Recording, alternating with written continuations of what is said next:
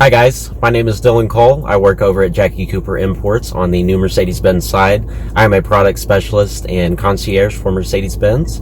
What I love about my job is immersing customers into the brand of Mercedes-Benz and into all the cool safety features, teaching them all the cool things that their vehicle is capable of, not just on a technological level, but on a safety level as well. And specifically today, what we're going to go over is pairing your garage or gate to one of the three programmable buttons underneath your rear view mirror.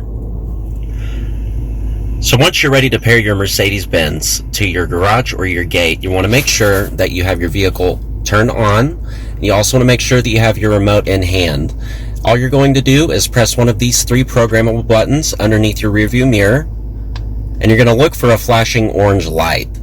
Now, what you're going to do next is push and hold whatever button you use to open or close your garage or gate until you get a flashing green light or a solid green light.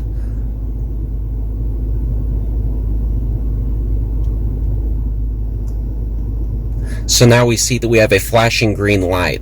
Now what this tells me is that this garage door has a rolling code. So what we're going to have to do is go into the garage door motor box, and we're going to have to press the learn button so that it can communicate between the garage motor box and the vehicle. Okay, so now we're in the garage, and what we're going to do is we're going to go into the garage motor box here, and we're going to look for a button that either will say set or learn on it. And you're going to press that button.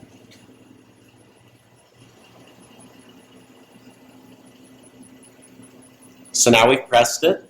Now we're going to head back into the car, and we're going to push that button and hold it for a couple of seconds, and the programming should go through. Okay, so now we're back in the car. Now we're going to go back to that same button, and we're just going to simply push and hold for a couple of seconds and release. Push and hold again.